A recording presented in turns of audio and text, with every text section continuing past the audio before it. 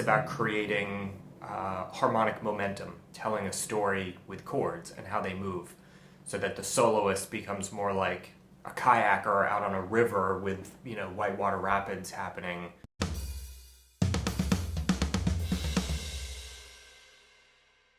One, two, three.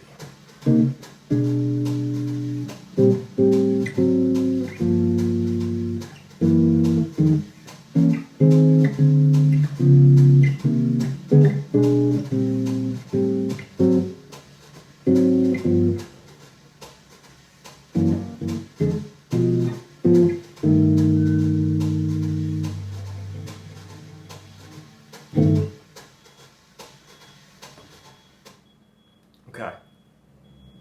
Of course the garbage truck's here. Just in time. So that's the minor blues. Okay, it might not sound like it if you open the real book and you look at Mr. PC or Rosenwinkel's tune minor blues or any kind of standard minor blues. You're not going to see or hear all of these chords, but this is the minor blues.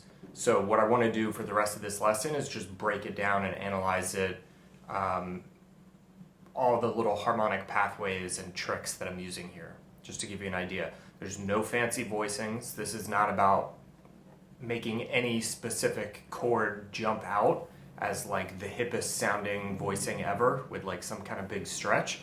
It's about creating harmonic momentum, telling a story with chords and how they move, so that the soloist becomes more like a kayaker out on a river with, whitewater rapids happening versus a Jamie Aebersold play-along.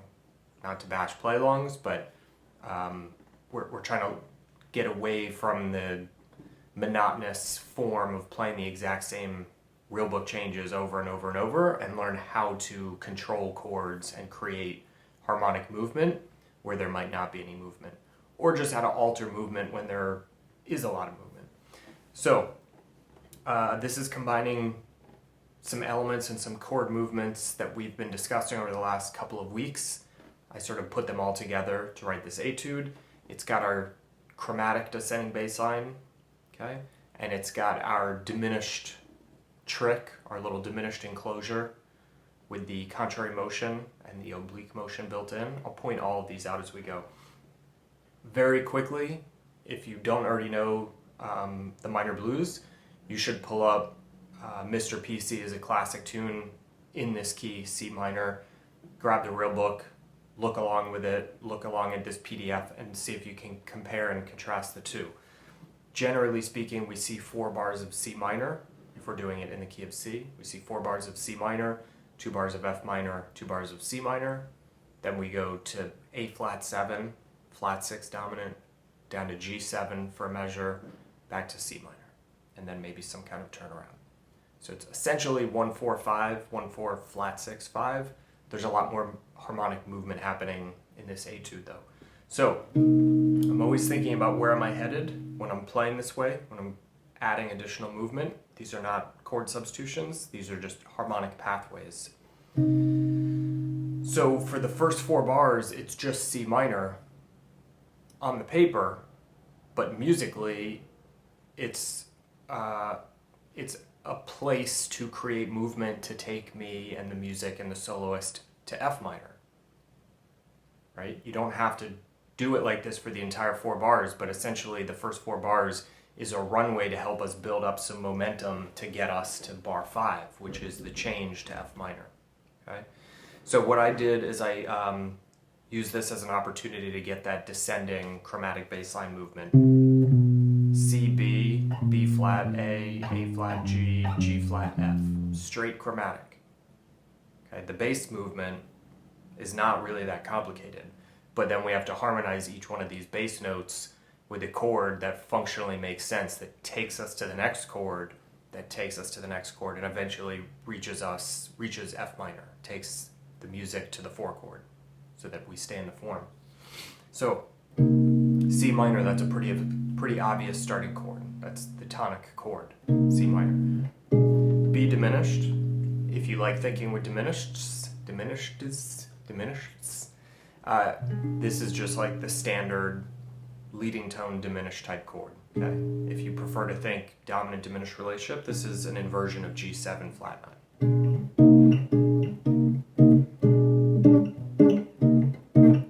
Either way, we know that it wants to resolve back to C minor. Now the next chord, I gave it that resolution back to C minor, but now we're at a C minor inversion, so it's actually C minor over B flat. So this is C minor 7, but with the 7th in the lowest note. Okay, the next chord is, I notated as A minor 7. We could argue that it's really A half diminished 7, but I'm not playing the 5th because these are just shell voicings. Right? C minor over B flat, A minor, down to A flat 7. I'm essentially doing like a 2-5-1 to G minor. That's what's happening here. A minor, A flat 7, that's the tritone sub. So it's like 2, flat 2 dominant, down to G minor, as opposed to A minor, D7, G minor. Okay, so 2-5-1, just with the tritone. And then the G minor becomes the 2 in a 2-5-1 to F minor. Again with the tritone, so that we get the descending chromatic bass line. So the first 4 bars, the whole goal in my mind is how do I get from C minor to F minor?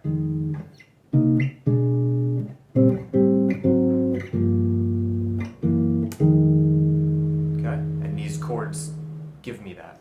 It's basically, you could think of this as dominant, so it's basically tonic, dominant, tonic, right? C minor, G7 flat 9, or B diminished, back to C minor, then a 2-5 to G minor, which becomes the 2 in the 2-5 to F minor.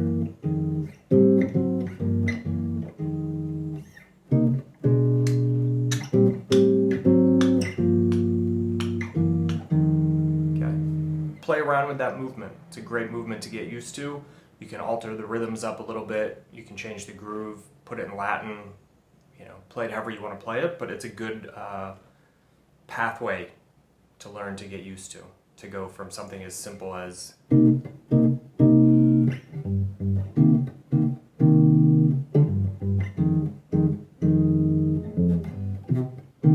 right, the opening of minor blues should just be 4 bars of C minor, but now we have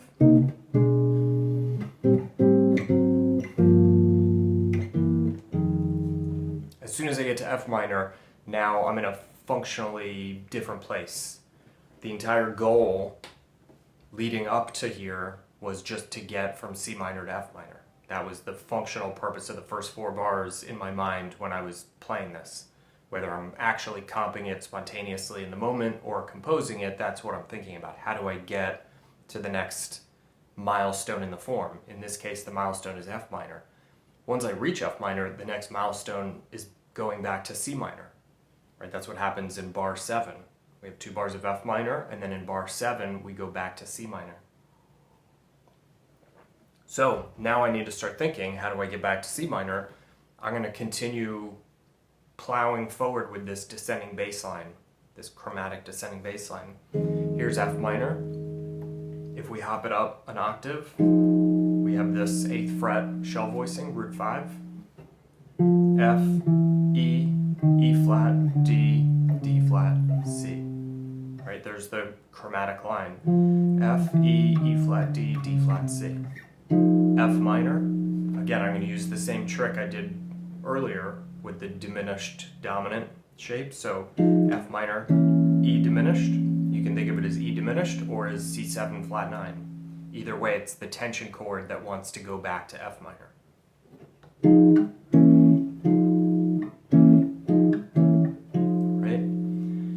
I let it go back to F minor, but again, I do the inversion of it with the 7th in the root. So F, E diminished, F minor over E flat. It looks like an A flat major triad, but I'm seeing the top 2 notes as part of F minor and the bottom note as the flat 7. Then I just flat the E flat down to D, and I've got a nice little D half diminished shell voicing, root flat 5th, flat 7th.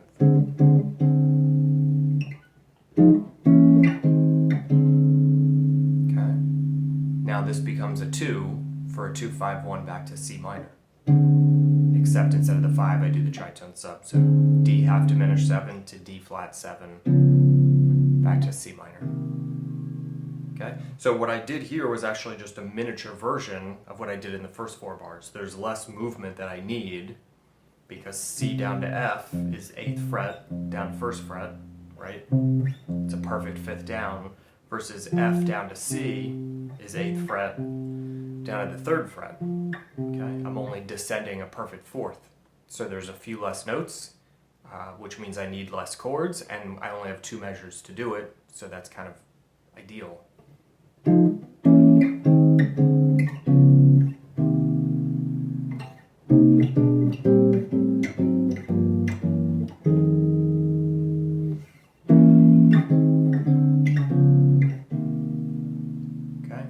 Hopefully the explanation I'm giving you, as well as looking at the PDF, you can kind of see how it's functionally the same types of movements I'm using in the first 4 bars as in this new section. Okay, measures, 5 and 6.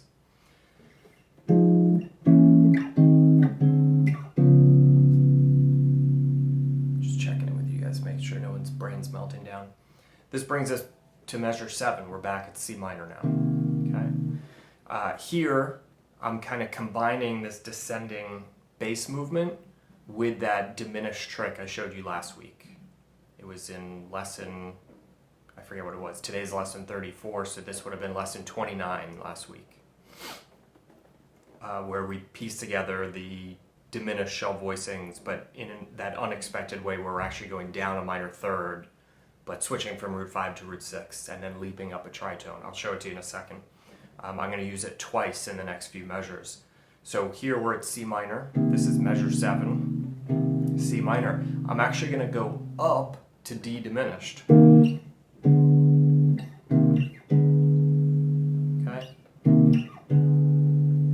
I should point out, in my mind, my next target, my next milestone in the form that I'm aiming for is the flat 6 dominant, A flat.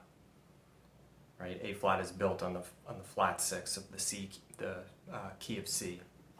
So I'm trying to get from C down to A flat. So this time, instead of descending chromatically right away, I first change direction and I go up a whole step to D diminished. And then I drop that D diminished down a minor 3rd to B.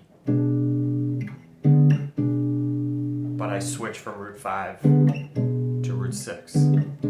So if you didn't catch last week's video, or if you did and you just need a refresher, what's cool about this movement is that it gives us contrary motion. It's not, where am I at? It's not all parallel. Not every note is moving up or down a minor 3rd together, which is a little bit tiresome to the ear. Instead, we get contrary movement. The D goes down to B, and this B goes up to D. And then we get oblique movement in the middle voice.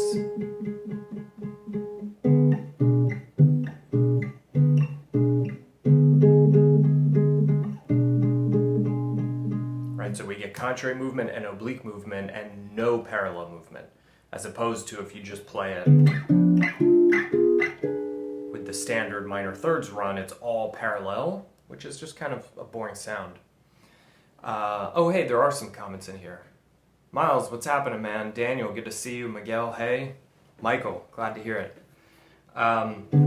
So, starting in bar 7, we have C minor. Then we're going to go up a whole step to D diminished, drop down a minor 3rd to B diminished, and that brings us back to C minor.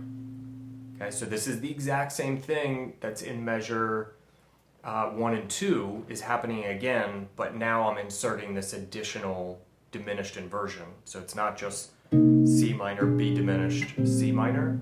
Now it's C minor, D diminished, B diminished, C minor. Right? They're just inversions of each other. So functionally it's the same thing, it's just an additional chord. This takes me to the A minor 7 or minor 7 flat 5. and then I hit the A flat 7. That's where I'm really headed. That's the flat 6 dominant. That's where I'm trying to get to. That's my short-term target. That resolves down chromatically to G7 in measure 10. And now we're at the 5 chord. We're almost home to the end of the form. You would expect to hear C minor in measure 11. That's what's written in the rule book. That's what we're supposed to play. I don't give the ear what it wants. Okay, this whole etude, I'm essentially, it's such a simple form and we all play the same chords chorus after chorus, so I'm intentionally writing this etude to break things apart and try and show you guys a lot of different options. You don't necessarily have to use every single one of them in every measure every time you play through a chorus, but I'm just trying to cram as many different outside the box ways of thinking as possible into one etude. So instead of resolving to C minor at the end, I extend out this tension and I don't give that sensation of complete resolution all the way until the measure 13, which is actually the top of the next form, right? There's an additional measure at the end of the etude. So instead of resolving back to C minor in measure 11, I drop down to G flat 7, okay? The purpose for this is that in the next measure, well, I guess on the end of 4, I should say, it drops down to F diminished. That F diminished is part of the diminished family that's related to G7. So I'll come back to the G flat in a second in bar 11, but first let's talk about the end of 4 in that measure and measure 12. F diminished, B diminished, A flat diminished.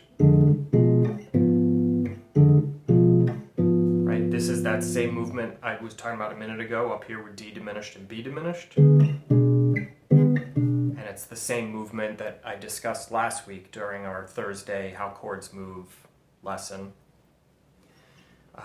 lesson number 29, except this time instead of starting on the descending minor third, I'm starting on the leap up a tritone, F, up a tritone to B flat, down a minor third to A flat.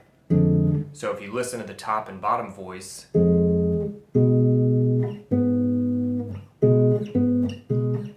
right, there's the contrary movement, B down to A flat up to B, and here, oblique movement.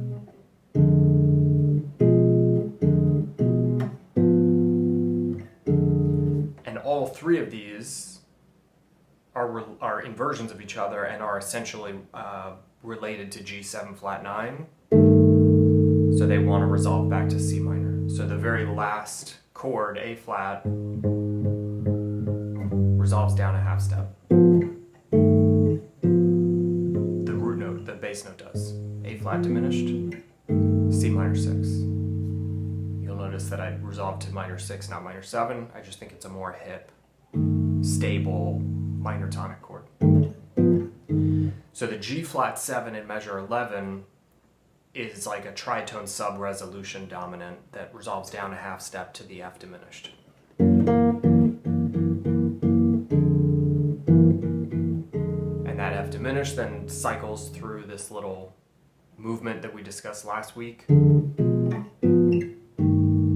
which implies G7 flat 9, or you could just think of it as far as diminished goes, that they just want to resolve, the B diminished wants to resolve to C minor. And the other two are just inversions of B diminished. So, I'm going to circle back to the top, play through this nice and slowly one more time.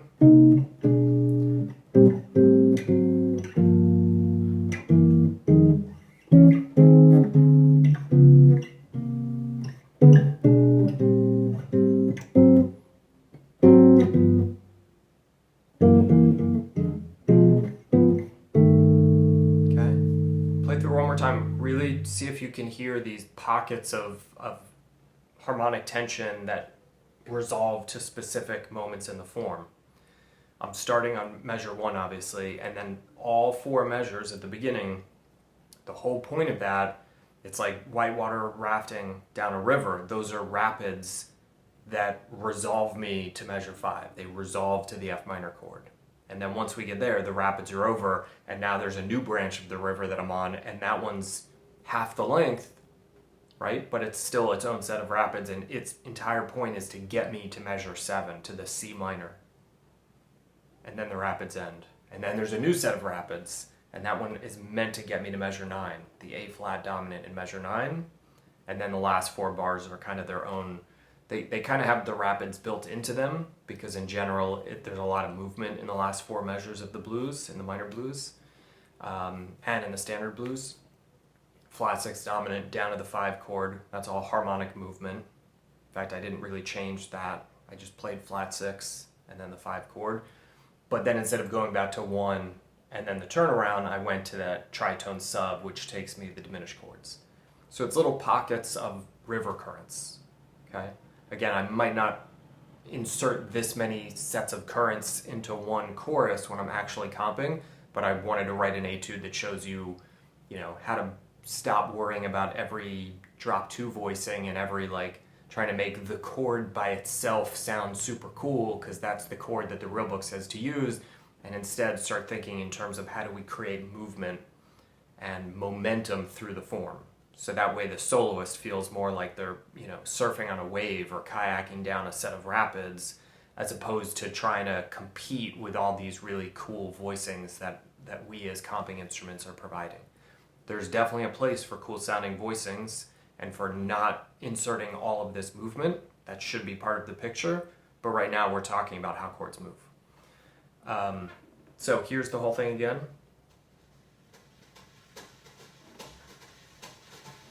One, two, 2, 3.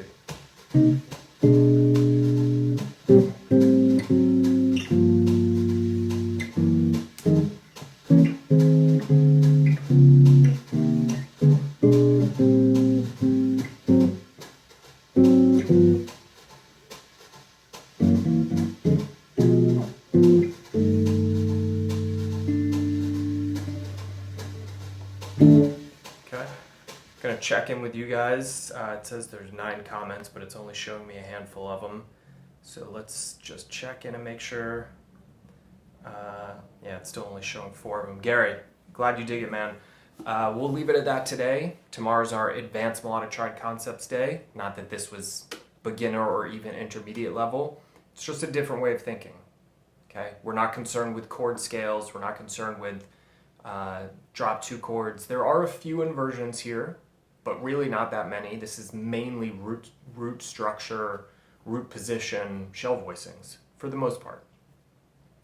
And it's actually quite repetitive in terms of the idea of the minor tonic moving to its diminished, moving to its inversion, right? Like C minor down to B diminished, down to C minor over B flat. They use that movement a lot. We discussed it in the study group in our open office hours with How Deep is the Ocean. That's kind of what sparked me talking about it in these daily lessons, was somebody was asking about that tune, and I kind of showed this little trick that I like to use for creating more movement there, which involves this descending chromatic bass line. And I just thought it would be worth exploring it in a few of these lessons because it's a great movement to get used to. If you got questions, drop them in the comments below. Let me know. I will do my best to help. If you didn't grab a copy of the PDF yet, definitely do that. Links in the description. And I will see you guys tomorrow. We'll dig into some more harmony. We'll get back to the tension sharp 4 probably. Not 100% sure yet. We'll figure out something cool to do. In the meantime, happy practicing. Hey YouTube, it's Jordan Clemens with NYC Jazz Guitar Master Classes and the Melodic Triad Study Group. Thank you so much for watching this video. I hope you enjoyed it. I have a ton of content coming out on YouTube this year.